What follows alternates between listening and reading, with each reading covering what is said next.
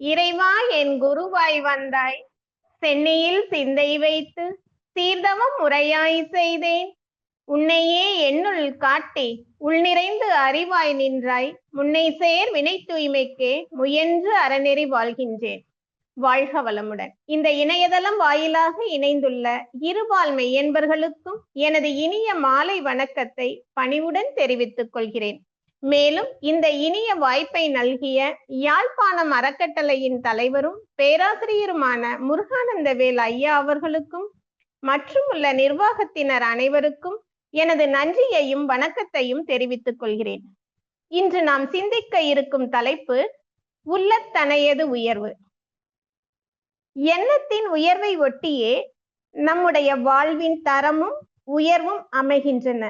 எண்ணத்தின் உயர்வை ஒட்டியே நம்முடைய வாழ்வின் தரமும் உயர்வும் அமைகின்றன. எண்ணம் தான் செயலாகும், செயல் பழக்கமாகும், பழக்கம் குணமாகும், குணமே மனித மனதின் தன்மையாக அமையும். எனவே எண்ணத்தை நாம் பண்படுத்த வேண்டும். இதையேதான் பாரதியார் அவர்களும் எண்ணிய முடிதல் வேண்டும், நல்லவே எண்ணல் வேண்டும், திண்ணிய நெஞ்சம் வேண்டும், தெளிந்த நல்லறிவு வேண்டும் என்று சொல்கிறார். அப்துல் கலாம் அவர்களும் கனவு காணுங்கள் சொல்லுவாங்க. என்னன்னா, கல்விதான் நமக்கு புதிய கற்பனையை கொடுக்கிறது. அந்த கற்பனையால் புதிய சிந்தனைகள் உருவாகின்றன. சிந்தனையால் ஞானம் கிடைக்கின்றது. ஞானம் கிடைத்தால் ஒரு மனிதன் மனித நிலையிலிருந்து மகா நிலைக்கு உயர்வு பெறலாம். இதேதான் திருவள்ளுவர் அவர்களும் வெள்ளத்தனையது மலர் நீட்டம், மாந்தர்தம் உள்ளத்தனையது உயர்வு என்று கூறுகிறார். இன்னும் ஒருபடி மேல போய் உள்ளுவதெல்லாம் உயர்வுள்ளல், மற்றது தள்ளினும் தள்ளாமை நீர்த்து என்றும் திருவள்ளுவர் சொல்கிறார். நம்முடைய மகரிஷி அவர்களும் எண்ணு சொல் செய் எல்லோருக்கும் நன்மை தர, எண்ணும்படி செய் செய்யும்படி எண்ணு என்று கூறுகிறார்கள். எண்ணத்தை பற்றி சில பாடல்களை நமக்கு தெளிவாக நமக்கு விளக்கம் கொடுத்திருக்காங்க. எண்ணம் சொல் செயல்கள் எல்லாம் ஒன்றுக்கொன்று இணைந்துள்ள தன்மையதை காணும் போது எண்ணமே அனைத்திற்கும் மூலமாகும். எண்ணம் சொல் செயல்கள் எல்லாம் ஒன்றுக்கொன்று இணைந்திருக்கக்கூடிய தன்மையை நம்ம பார்த்தோம் அப்படின்னா எண்ணம் தான் அனைத்திற்கும் மூலமாக இருக்கிறது. இன்ப துன்பம், விருப்பு வெறுப்பு, உயர்வு தாழ்வு எண்ணத்தின் நாடகமே. நமக்கு ஏற்படுகின்ற அந்த இன்பத்திற்கும் துன்பத்திற்கும் விருப்பு வெறுப்பிற்கும் உயர்வு தாழ்விற்கும் இது எல்லாம் என்ன காரணம்னா அந்த எண்ணத்தினுடைய நாடகம்தான். பிரபஞ்சத்தின் ரகசியங்கள் அனைத்துக்கும் ஈதே பெட்டி. பிரபஞ்சத்தில் நடைபெறுகின்ற அனைத்து இயக்கங்களுக்கும் காரணகர்த்தா எதுன்னு பாத்தீங்கன்னா நம்முடைய எண்ணங்கள் தான். எண்ணமே இல்லை எனில் ஏதும் இல்லை, எண்ணத்துக்கு அப்பாலும் ஒன்றும் இல்லை அப்படின்னு மகரிஷி சொல்றாங்க. ஏன்னா எண்ணமே இல்லைன்னா எதுவுமே இல்லை, எண்ணத்துக்கு அப்பாலும் ஒன்றுமே இல்லை அப்படிங்கிறாங்க. அது மட்டும் இல்ல, எச்செயலும் மூலமெனும் நினைப்பால் அன்றோ, இன்ப துன்ப காரணமும் அதுவே ஆகும். இச்சை எனும் தீயெழுந்து எரியும் போது இயங்கும் உடற்கருவிகளால் அறிவை கொண்டு அச்சமர அனுபவித்தே அணைக்கலாகும். அதற்கு ஒரு மாற்றும் இல்லை. அதனால் மேலோர் நச்சு விலை இச்சைகளை விளைவிக்காத நல்லொழுக்க வாழ்க்கை முறை வகுத்தார் அப்படிங்கிறாங்க. எச்செயலுமே மூலம் என்று சொல்லக்கூடிய அந்த எண்ணத்தினால் தான். இன்ப துன்ப காரணமும் அதுவேதான். எண்ணம் தான் இன்ப துன்பத்திற்கு காரணமாக அமைகிறது. இச்சையெனும் தீயெழுந்து எரியும் போது, அதாவது ஓர் ஆசை எழுந்து விட்டால் அது தீயா. அந்த தீயை இயங்கும் உடற்கருவிகளால் அறிவை கொண்டு அச்சமர அனுபவித்தே அணைக்க வேண்டும். அதற்கு ஒரு மாற்றம் இல்லை, வேற வழியே இல்லை. அதனால் மேலோர் நச்சு விலை இச்சைகளை விளைவிக்காத நல்லொழுக்க வாழ்க்கை முறை வகுத்தார்னு மகரிஷி ஒரு பாடல்ல நமக்கு தெளிவாக விளக்கம் கொடுத்திருக்காங்க. எண்ணங்கள் மற்றும் நம்முடைய அந்த கற்பனை வடிவங்கள் தான் நம்முடைய விதியையே உருவாக்குதான். நம்முடைய எண்ணங்களும் நம்முடைய கற்பனைகளும் தான் நம்முடைய விதியையே உருவாக்குகிறது. ஏன்னா ஒரு மனிதன் தன்னுடைய மனதில் எவ்வாறு சிந்திக்கின்றானோ, அதாவது எவ்வாறு எண்ணுகின்றானோ அதுவாகவே மாறுகிறான், அதுவாகவே ஆகிறான். நமக்கு இந்த கேள்விகள் எல்லாம் மனதுல பலருக்கும் எழுந்திருக்கலாம். ஜோசப் மர்ஃபி அவங்க கேக்குறாங்க நம்ம கிட்ட, ஒரு தலை சிறந்த உளவியல் நிபுணர், ஒரே நேரத்துல ஏன் ஒரு மனிதன் சோகமாகவும் மற்றொருவன் மகிழ்ச்சியாகவும் இருக்கிறான்?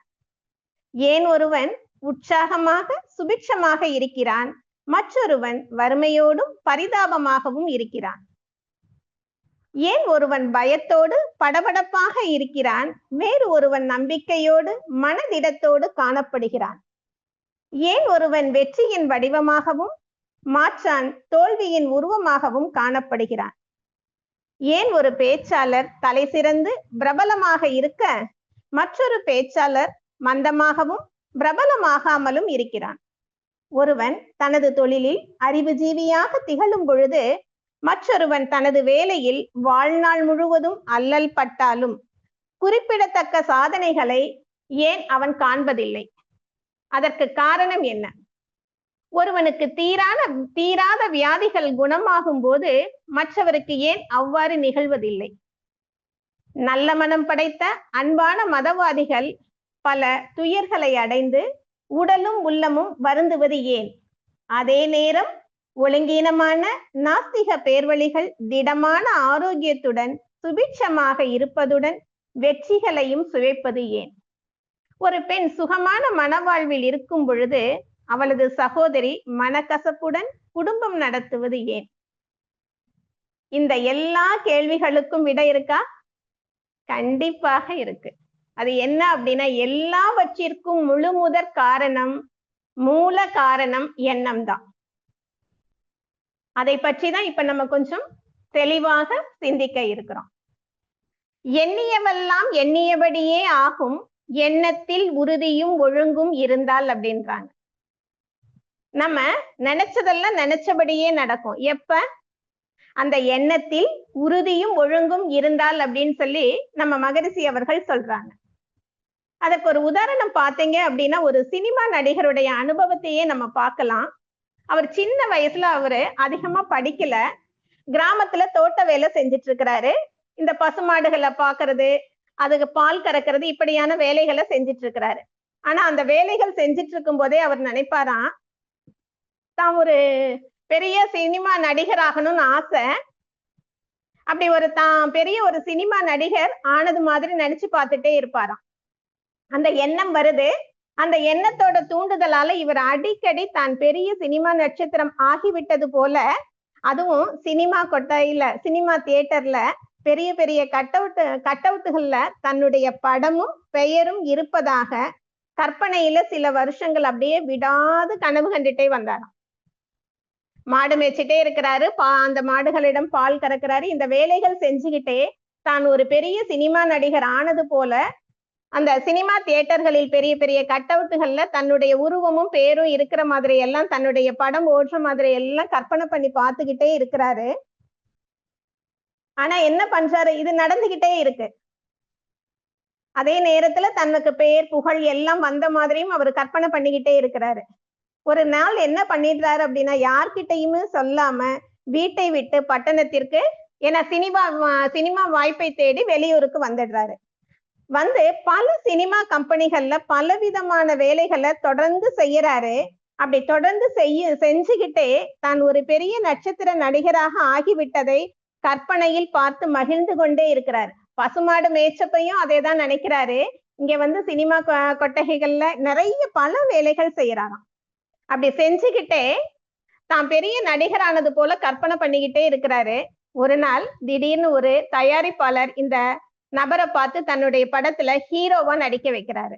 படம் ரொம்ப பிரமாதமாக ஓடுது. பின்னால அவர்தான் தான் கனவு கண்டது போலவே மிகப்பெரிய ஒரு நட்சத்திர நடிகராக ஆகிடுறாரு. அப்ப நம்ம எண்ணத்தில் உறுதியும் ஒழுங்கும் இருந்தா நம்ம நினைச்சத நினைச்சபடி அடைய முடியும்.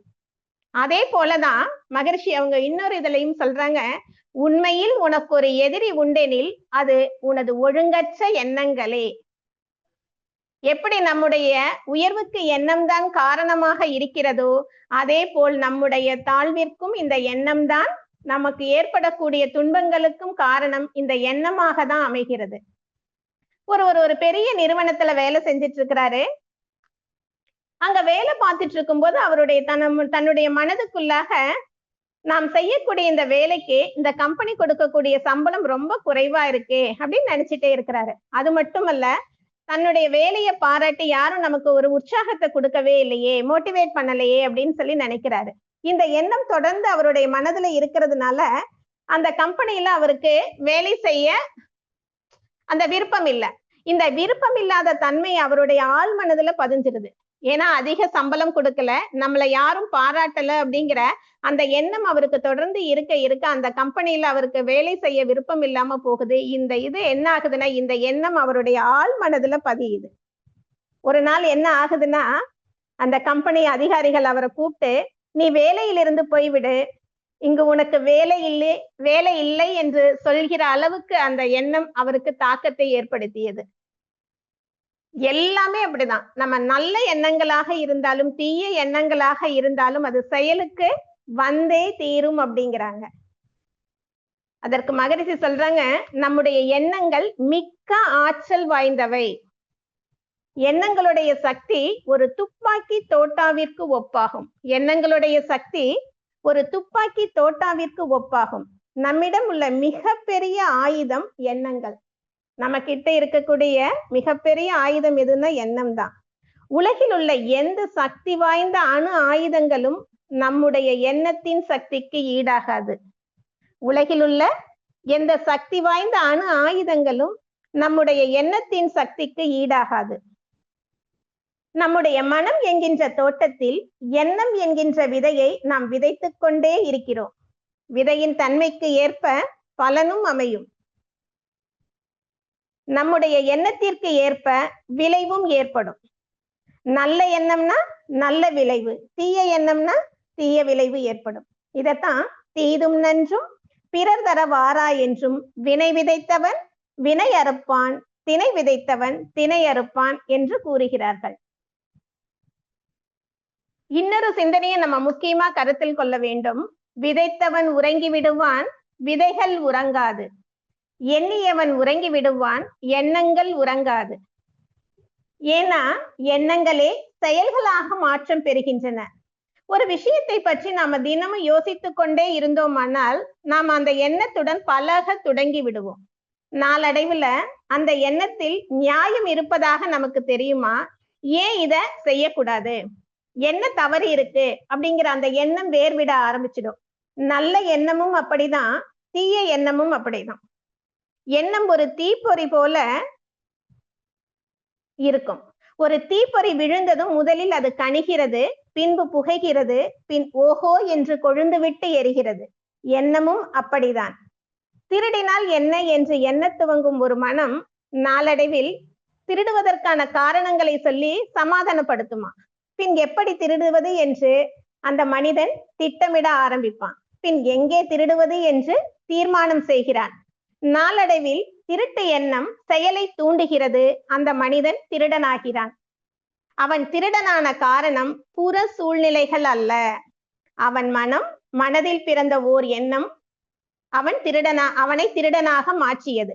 ஒரு முறை திருடியவன் சிறையிலிருந்து வெளியே வந்ததும் தன்னுடைய அந்த எண்ண பழக்கத்தின் காரணமாக மீண்டும் அதே செயலை செய்கிறான். அந்த அளவுக்கு எண்ணம் என ஒரு தடவை எண்ணல, அந்த எண்ணமானது மீண்டும் மீண்டும் பதிந்து அந்த எண்ணமே பழக்கமாக மாறி போகின்றது. அப்ப அந்த எண்ணம் லேசாக மனதில் ஊன்றி பழக்கத்தினால் வலிமை பெற்று பின் விஸ்வரூபம் எடுக்கிறது. இதையெல்லாம் நம்ம கொஞ்சம் சிந்தனைக்கு எடுத்துக்கொள்ள வேண்டும். எண்ணம் என்ற தோட்டத்தில் இருந்துதான் எருக்கும் கிளம்புகிறது, மல்லிகையும் வளர்கிறது. பண்படுத்தப்படாத தோட்டத்தில் காளானும் எருக்கும் முளைக்கின்றன.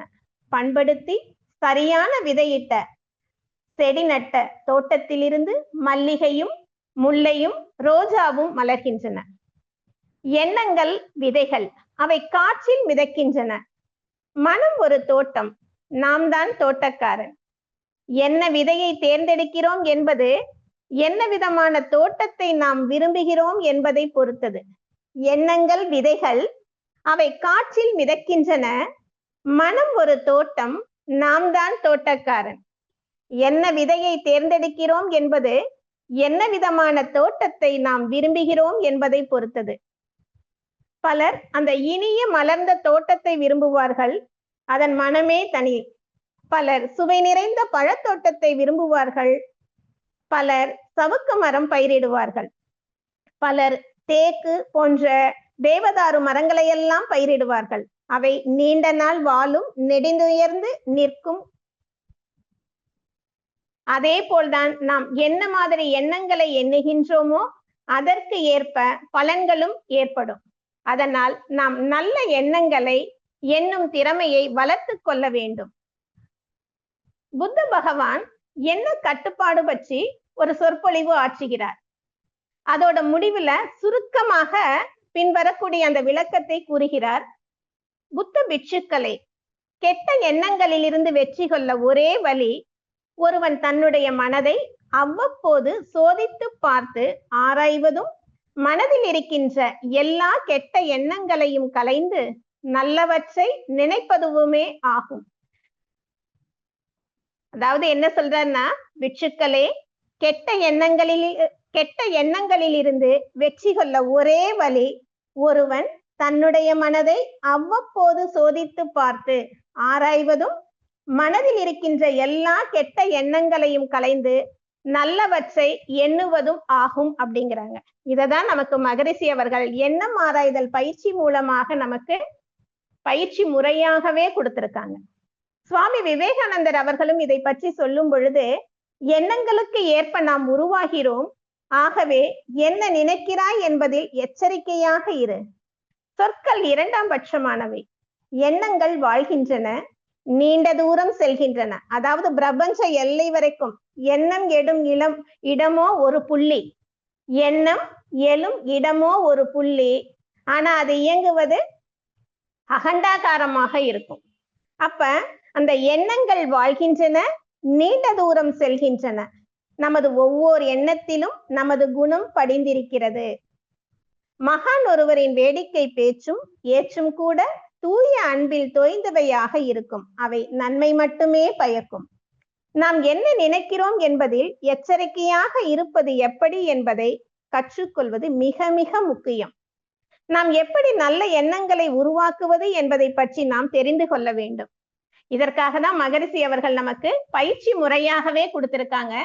அந்த எண்ணம் ஆராய்தல் பயிற்சி முறையில அந்த எண்ணத்தை பத்தி நமக்கு ஆராய்ச்சி செய்யும் பொழுது நல்ல எண்ணங்கள் மட்டுமே நம்மிடம் மீதம் இருக்கும். அந்த எண்ணங்களை நாம் செயல்படுத்தலாம். எண்ணத்தை எண்ணத்தால் ஆராய்ந்தால் எண்ணத்தின் இருப்பிடமும் இயல்பும் தோன்றும். எழும் எண்ணம் யாவும் நற்பயனாய் மாறும். அது மட்டுமல்ல, எண்ணும் எழும் இடமோ ஓர் புள்ளியாகும், இயங்கி முடியும் அளவோ அகண்டாகாரம் அப்படின்னு மகரிஷி சொல்றாங்க.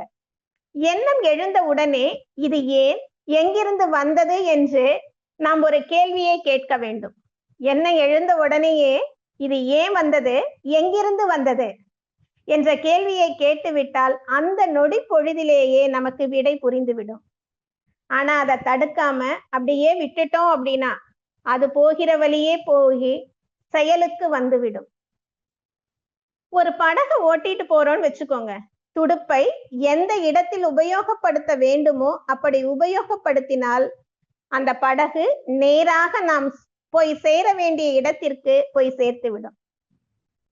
துடுப்பை எங்க எப்படி உபயோகப்படுத்தணும்னு தெரிஞ்சிட்டு உபயோகப்படுத்தினா அது நாம் போய் சேர வேண்டிய இடத்திற்கு பத்திரமாக கொண்டு போய் சேர்க்கும்.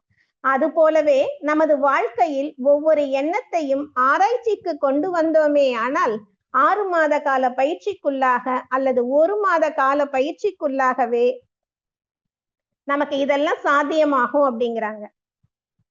எந்த எண்ணம் வந்தாலும் இப்படியே செஞ்சுட்டு வந்தோம் அப்படின்னா எந்த எண்ணம் வந்தாலும் அது வடிகட்டாமல் செயலுக்கு வராது. இந்த அனுபவத்தை பயிற்சியில் உள்ள அநேக அன்பர்கள் பெற்று வருகிறார்கள் அப்படின்னு மகரிஷி சொல்றாங்க. அது மட்டுமல்ல, நேரடியாக சொன்னதையும் கேட்டிருக்கேன் அப்படிங்கிறாங்க. அதுல ஒரு அமெரிக்காவுல வாழ்ந்த ஒரு பெண்மணி சொல்றாங்களா மகரிஷி கிட்ட, சுவாமிஜி, என்னவோ ஆற்றில் போகிற ஆள் மாதிரியாக என்னுடைய வாழ்க்கை எங்கேயோ போய் கெட்டு அலைந்து கொண்டிருந்தது. இப்போது நீங்கள் வந்து எனக்கு ஒரு வழியை காண்பித்தீர்கள். எவ்வளவு அனாவசியமான காரியங்களை எல்லாம் செய்து என்னை ஓட்டையாக்கி கொண்டு இருந்திருக்கிறேன் என்று தெரிகிறது. இனிமேல் நல்ல முறையில் நடந்து கொள்ள வேண்டும் என்ற பொறுப்பும் வந்துள்ளது. என்னை வாழ்த்துங்கள் என்று கேட்டால் மகரிஷி சொல்றாங்க. அந்த மாதிரி விளக்கம் தெளிவு உட்கார்ந்து ஆராய்கின்ற போதுதான் வருகிறது. நல்ல தவம் செய்து எண்ணம் ஆராய்தல் பயிற்சியை நாம் ஒரு இடத்துல அமர்ந்து அமைதியாக தவம் செய்து தற்சோதனை செய்யும் பொழுதுதான் அந்த விளக்கமும் தெளிவும் நமக்கு கிடைக்கும். அதனால எண்ணம் எழும்போது இது ஏன் என்ற எண்ணத்தால் ஆராய்ந்தால் பல உண்மைகள் விளங்கிவிடும். எண்ணத்தின் மேல் வைப்பதே யோகம்தான். விரிந்தால் தானே, அதாவது யோக சித்த விருத்தி நிரோதகா, யோகம் சித்த விருத்தி நிரோதகா என்று சமஸ்கிருதத்தில் சொல்வார்கள். சித்தம் என்ற மனம் வேகமாக வெளியேறுகிறது, அதை ஓடாது நிலைக்கச் செய்வதுதான் யோகம். ஆனால் நம் எண்ணத்தை நிலைக்கச் செய்வது மிகவும் கஷ்டம். ஒரு எண்ணம் எழுகிறது, அந்த எண்ணத்தையே பிடித்து கொண்டு ஆராயுங்கள், தானாகவே அமைதி பெறும். மனதை அடக்க நினைத்தால் அலையும், அறிய நினைத்தால் அடங்கும்னு மகரிஷி சொல்றாங்க. அப்ப அடக்குவதை காட்டிலும் நம்ம அறிய முற்படும் பொழுது தன்னாலேயே அது அமைதி அடையும் அப்படிங்கிறாங்க. எண்ணங்களோட சக்தி அனுபவபூர்வமாகவும் விஞ்ஞான சோதனைகள் மூலமாகவும் நிரூபிக்கப்பட்டிருக்கு.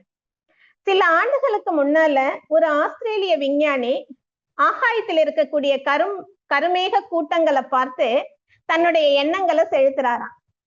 தன்னுடைய சோதனை சாலையில் இருந்த வண்ணம், அதாவது தன்னுடைய ஆய்வு கூடத்துல இருந்துட்டே அந்த மேக கூட்டம் கலைய வேண்டும் என்று உணர்ச்சி பூர்வமாக எண்ணுகிறார். தொடர்ந்து 5 நிமிடங்களுக்கு எல்லாம் அவர் அந்த எண்ணிய 5 நிமிடங்களுக்கு எல்லாம் அந்த கருமேகம் கலைந்தது. இதை மீண்டும் மீண்டும் செய்து காட்டினாராம்.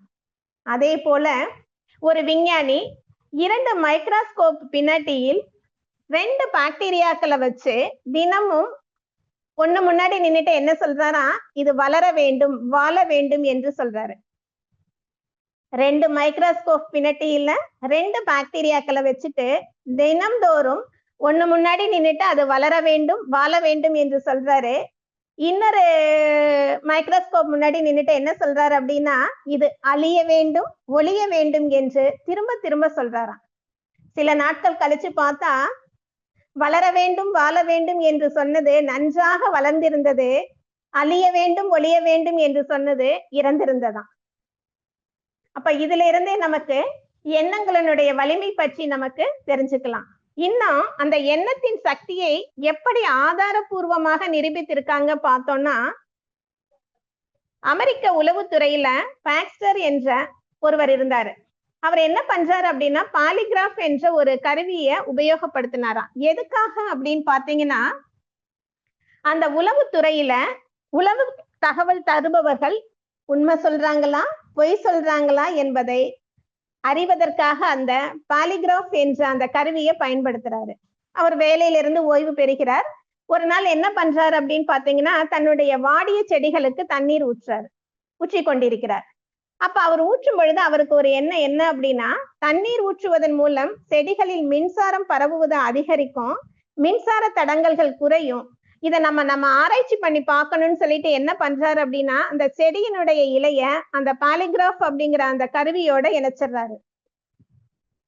ஆனால் அவர் எதிர்பார்த்ததற்கு மாறாக செடி மனிதர்களை போல தண்ணீர் பெற்ற நிறைவை அதாவது தாகம் தீர்ந்த உணர்வை ஒரு நிம்மதியை வெளிப்படுத்தியதான். இந்த அனுபவம் அவரை பல சோதனைகளை செய்ய தூண்டியதான். செடியோட இலையை எரிக்கணும்னு நினைக்கிறாரு. அந்த செடியினுடைய இலையை எரிக்கணும்னு நினைக்கிறாரு. மனிதர்கள் ஆபத்து வரும்போது எப்படி நடந்து கொள்வார்களோ அதே போல அந்த செடி இயங்க துவங்கியதான். இதுல ஆச்சரியம் என்ன அப்படின்னு பாத்தீங்கன்னா, அவர் இலையை எரிக்கவே இல்லை. அந்த எரிக்கணுங்கிற அந்த எண்ணம் அவர் மனதில் எழுந்த அந்த ஒரு வினாடி பொழுதில், அந்த இலையை எரிக்க வேண்டும் என்ற எண்ணம் அவர் மனதில் எழுந்த ஒரு வினாடி பொழுதில் அந்த பாலிகிராஃப் கருவி அந்த செடியின் பயத்தை ஆபத்தை தெரியப்படுத்தியதாம். இன்னும் சொல்லணும் அப்படின்னா, அந்த ட்ரெசினா என்ற அந்த செடி அவருடைய எண்ணங்களை உடனடியாக உணர்ந்தது.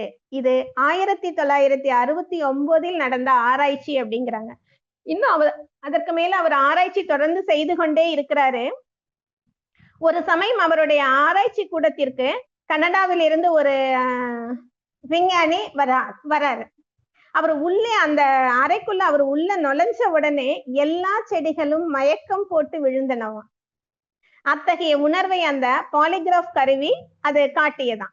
இதை கண்டு வியந்த அந்த பாக்ஸ்டர் என்ன பண்றாருன்னா, தன்னுடைய அந்த விருந்தாளி விஞ்ஞானியை பற்றியும் அவருடைய தொழிலை பற்றியும் கேட்கிறாரு.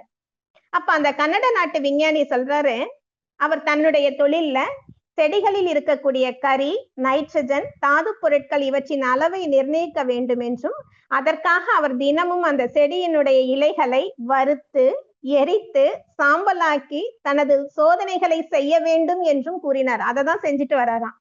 அதாவது அவர் செடிகளை, தாவரங்களை கொள்பவர். அதை செடிகள் உணர்ந்து கொண்டன. அந்த விஞ்ஞானி கனடாவில் இருந்தவரை அந்த செடிகள் பாதிக்கப்படவில்லை. அவர் அறைக்குள் நுழைந்ததும் அவை மயக்கம் போட்டு விழுந்தன. அப்ப நம்முடைய எண்ணங்கள் நம்மை மட்டுமல்ல, நாம் சார்ந்த இந்த சமுதாயத்திலும் ஒரு பாதிப்பை ஏற்படுத்துகிறது. அது மட்டுமல்ல, ஆழ்ந்த நம்பிக்கை தான் வேண்டுகோளாக, பிரார்த்தனையாக வெளிப்படுகிறது. அதாவது அந்த நம்முடைய எண்ணங்கள் தான் வேண்டுகோளாக, பிரார்த்தனையாக வெளிப்படுகிறது. எண்ணம் நம்பிக்கையாக வேர்விடும் போது அது மந்திர சக்தி பெறுகிறது. எந்த முடிவை நமது நம்பிக்கை எதிர்பார்த்ததோ அந்த முடிவை கொண்டு வரும் வரை அது சும்மாவே இருக்காதான். பலருடைய வாழ்க்கை சம்பவங்கள் இதற்கு உதாரணமா சொல்லலாம். 2ஆம் உலக போர் நடந்துட்டு இருந்த காலகட்டம். அப்ப கேப்டன் ரிக்கன் பேக்கர் அப்படிங்கிறவரு தன்னுடைய 8 உதவியாளர்களோட பசிபிக் கடல்ல ஒரு சிறிய படகுல திசை மாறி தப்பி போய் தத்தளிச்சிட்டு இருக்கிறார். கேப்டன் ரிக்கன் பேக்கரும் அவருடைய 8 உதவியாளர்களும் அந்த பசிபிக் கடல்ல ஒரு திசை மாறி போய் தத்தளிச்சிட்டு இருக்காங்க. சாப்பிடுறதுக்கு உணவே கிடையாது, குடிக்க தண்ணீர் இல்லை, அதுக்கு எந்த வழியும் தெரியல. அவங்க கிட்ட அப்ப இருந்தது, கைவசம் இருந்தது ஒரே ஒரு பைபிள் புத்தகம் தானா. அவங்க உடனே அந்த புத்தகத்தை திறந்து என்ன வாசகத்தை படிக்கிறாங்கன்னா, தண்ணீருக்கு எங்கே போவேன், சாப்பிட என்ன செய்வேன் என்று கவலைப்படாதே என்ற மேத்யூவின் வாசகங்களை அவங்க படிக்கிறாங்க. படித்த அந்த க்ஷண நேரத்துல ஒரு அதிசயம் நிகழ்ந்ததான். என்ன அப்படின்னா, எங்கிருந்தோ ஒரு கடல் புறா அந்த கேப்டனுடைய தலை மீது வந்து உட்கார்ந்தது. உடனே அந்த கேப்டன் அதை பிடிச்சு எல்லோருக்கும் உணவாக கொடுக்கிறாரு. மீண்டும் அரை மணி நேரத்துல நல்ல வானம் கருத்து இடியோட மழை பெய்தது. அவர்களுக்கு குடிப்பதற்கு நல்ல நீரும் கிடைத்தது. அவங்க இப்போது தாங்கள் பிழைத்துக் கொள்ள போகிறோம் என்ற நம்பிக்கை அவர்களுக்கு பிறந்ததாம். சில நாட்கள்ல இவர்களுடைய படைய பாதுகாப்பு விமானங்கள் கண்டுபிடிச்சது. அவர்கள் காப்பாற்றப்பட்டார்கள். அப்ப நம்முடைய எண்ணம் தான் நம்பிக்கையாக மாறுகிறது. அந்த நம்பிக்கை நிச்சயம் நடக்கும். அப்ப நம்மளுடைய எண்ணத்துலதான் உறுதியும் ஒழுங்கும் வேணுங்கிறாங்க. எனவே தீய எண்ணங்களை கண்டு பயப்பட வேண்டும். நீங்களே முயற்சி செய்து ஒரு நல்ல எண்ணத்தை தொடர்ந்து மனதில் வைத்திருங்கள். தீய எண்ணம் வருவதற்கு இடம் இருக்காது. ஏன்னா தொடர்ந்து ஒரு நல்ல எண்ணத்தை நம்ம மனதில் சுழல விட்டு கொண்டே இருந்தால் தீய எண்ணம் வருவதற்கு இடமே இருக்காது அப்படிங்கிறாங்க மகரிஷி. எந்நேரமும் ஏதேனும் ஒரு சங்கல்பத்தை மனதில் சுழல விட்டு கொண்டு இருந்தாலும் கூட அது தீய எண்ணத்தை விளக்கும். வாழ்க்கையில் அந்தந்த காலகட்டத்தில் ஏற்படும் பிரச்சனையை வெற்றி கொள்வதற்கான சங்கல்பமாகவும் அது இருக்கலாம். அல்லது வாழ்க்கையில் முன்னேற்றத்திற்கான பொதுவானது ஒரு சங்கல்பமாகவும் இருக்கலாம். மகரிஷி மேலேயும் சொல்றாங்க, இன்னும் அன்பர்களே, தீய எண்ணத்திற்கு ஒருபோதும் மனதில் இடம் அளிக்காதீர்கள். நல்ல எண்ணத்தை தேடி பிடித்து மனதில் ஏற்றி வையுங்கள். உங்கள் மனதில் அடிக்கடி வந்து போகும் எண்ணங்களையும் அவ்வப்போது தோன்றும் எண்ணங்களையும் ஆராயுங்கள். விழிப்பு நிலை என்ன ஆராய்ச்சியை வளப்படுத்தும். என்ன ஆராய்ச்சி விழிப்பு நிலையை ஊக்குவிக்கும். அதாவது தவம் செய்து செய்து மன அலைச்சூழலை படிப்படியாக குறைக்க விழிப்பு நிலை நமக்கு இருந்துகிட்டே இருக்கும். அந்த விழிப்பு நிலையில நம்ம தற்சோதனை செய்யும் பொழுது